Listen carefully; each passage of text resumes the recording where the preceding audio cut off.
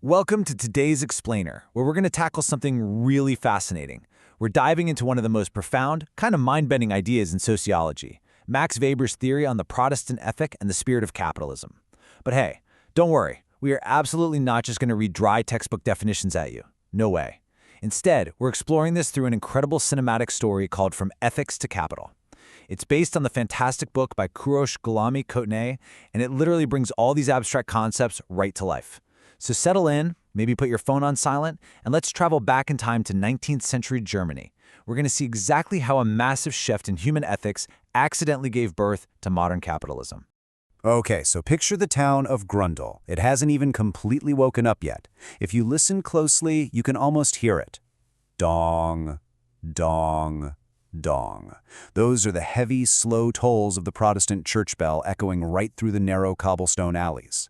There's this thick, heavy white fog pulled over the slanted roofs like a blanket, and man, the air just smells like a mix of fresh bread from the village ovens and damped earth. And right here, this is where we meet 16-year-old Johann. The sound of that bell completely jolts him awake. His tiny room is freezing. He throws a wool blanket over his shoulders, wipes the condensation off his little window, and just stares out at the few early risers carrying lanterns in the pitch dark. When Johann wanders into the kitchen, he finds his dad, Hans, already sitting by the fire reading his Bible. Hans asks him why he was up so late the night before, and he drops this incredibly crucial lesson on him. He basically tells Johann that discipline, it's way more important than just forcing yourself to stay awake. First work for God, then for the people, his dad says. If you build with honesty and precision, God himself will open the path for sales. And right there, that brilliantly captures Max Weber's concept of beruf, or calling. You see, for Johann and his family, work isn't just some daily chore you do just to survive or get rich, not at all. It's a sacred, holy duty. To them, it's literally how you speak to God. Now, as Johann steps out into that freezing alleyway, he runs into his middle-aged neighbor, Mr. Clemens. Clemens is leaning out his window yawning, and he just starts mocking the poor kid for being up so early. "Did God tell you to always work?" he laughs. For Clemens, life is all about a glass of beer, a good song, and laughing with friends. That's what really matters to him. And so, what we're seeing here is a total collision of worldviews. You've got Johann's intense, strict discipline going right up against Mr. Clemens's desire for immediate, laid-back leisure. And this exact cultural clash is exactly what Max Weber identified at the very dawn of modern capitalism. But Johann, he doesn't waver at all. He just looks back and replies, "God wants us all to work, Mr. Clemens. Only some of us listen." I mean, wow, right? Even as he hears the distant sound of laughter and clinking glasses coming from the tavern down the street, he makes a hard choice. Sure, his heart might waver for just a split second, but his internal resolve really hardens. He walks right into his father's small, oil-scented woodshop, unrolls his carefully crafted tools, and prays, "God, help me work well today."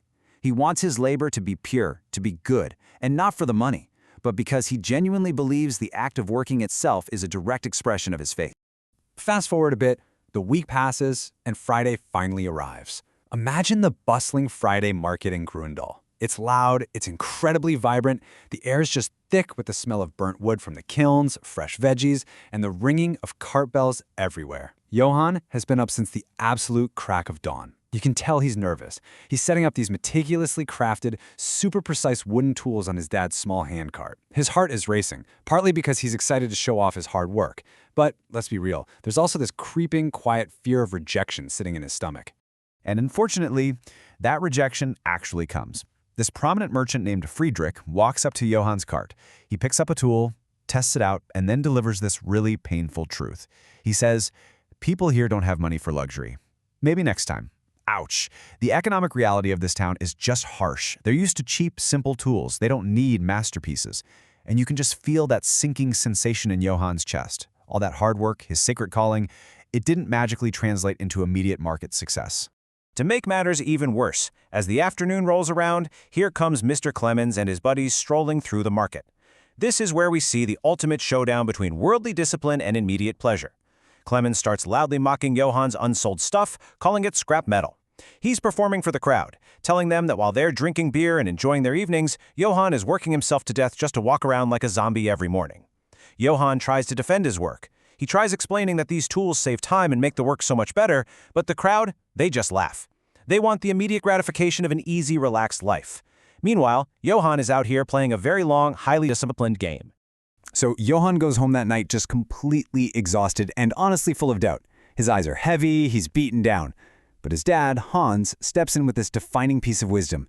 He tells him, "You have to be stronger, not to change everyone else, but to stop them from changing you. You are building something that maybe in 10 years everyone will want." Those words? They're exactly what Johann needed. They give him the strength to just keep pushing. He goes to bed that night, listening to the distant laughter from the tavern again, but this time, he's armed with the resilience to wake up and do the whole thing all over again. Pretty soon, this absolutely brutal winter descends on Gruntal. We're talking heavy snowfall blanketing the slanted roofs, and the streets just go entirely quiet and white. But guess what? Inside Johann's workshop, the fire in the kiln never dies. The sound of the saw and the hammer literally never stops. While Mr. Clemens and the rest of the town are resting, drinking, and just waiting out the freezing cold, Johann is working relentlessly. It's this internal anxiety about pleasing God that drives him to perfect his craft. Minute by minute, day by day, he grinds it out until spring finally starts to approach. Now pay close attention here, because this brilliantly illustrates the core of Max Weber's theory. We are watching the organic birth of the spirit of capitalism right before our eyes. Think about it. As Johann finally starts selling his tools, what does he actually do with the money? A traditional merchant back then would have probably blown it on a lavish feast or a wild night at the tavern, but Johann's religious ethics demand that he reject that immediate pleasure. So he takes his accumulated profit and reinvests every single penny of it back into his craft. He buys better raw materials. Eventually, he even hires an assistant. He isn't generating wealth just to consume it. He's doing it to grow his capacity to work.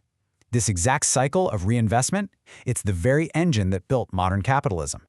And eventually, the tide completely turns. The quality of Johann's tools just becomes undeniable to everyone. Friedrich, that merchant from before, he comes back, admits he was totally wrong, and actually buys several pieces in bulk. He even tells Johann, "Now we work together." And get this, even Mr. Clemens stops Johann in the alley one day. All that mocking tone? Gone. He looks at Johann, the kid he used to laugh at, and offers him a sincere, genuine apology. Johann has won. His disciplined, ascetic lifestyle has resulted in undeniable material success, and on top of that, total social respect. But of course, here's the catch. Success brings a new, much darker complication. Johann's massive success brings him wealth, sure, but it also brings this creeping, heavy anxiety. He finds himself working super late into the night, just completely obsessed with his output. One day, his friend Sarah visits the workshop and drops a pretty stark warning. She says, "You succeeded, Johann, but I'm worried about you. Are you still the same Johann who worked for God, or are you working for money now?" Man, that hits hard. Johann is suddenly forced to ask himself a terrifying question. What if I work so hard that I eventually lose my family and even myself in the process? All of this tension leads to a really climactic spring family dinner. The air is mild, the bells are ringing softly in the background.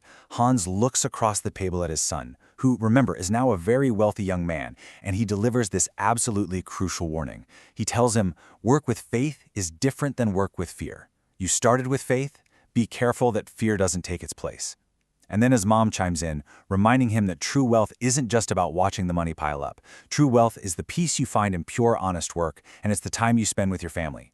They're trying to pull him back from the brink of endless, meaningless accumulation by reminding him of his original spiritual purpose. So the crucial point of this entire story really culminates in Max Weber's ultimate warning, the concept of the iron cage. What Hans is warning Johann about is exactly what happens to society over a long period of time. You see, the spirit of capitalism originally came from deep, deep religious ethics and a sincere desire to serve God. But as generations pass, that religious meaning starts to fade away, and what's left? Just the relentless drive to accumulate wealth. People completely forget why they are working in the first place, and they become trapped in this rigid, inescapable system of endless labor. The underlying ethic dies, and the iron cage is all that remains, literally trapping humanity in a cycle where we just work for the sake of working. And honestly, that brilliantly summarizes our journey in this explainer today. The spirit of capitalism came from ethics, but when ethics are forgotten, only the cage remains. The story wraps up with Johann waking up to those morning bells once again. Only this time, he isn't waking up with fear or some blind obsession. He wakes up armed with a hard-won peace, finally figuring out how to balance his sacred calling with his own humanity. So as we wrap up this explainer, I want to leave you with a provocative question to think about in your own life. When you wake up and head to your job every single day, are you driven by a genuine sense of purpose and calling, or are you just pacing back and forth inside your very own iron cage? Really think about it. Thanks so much for joining me, and I'll catch you in the next explainer.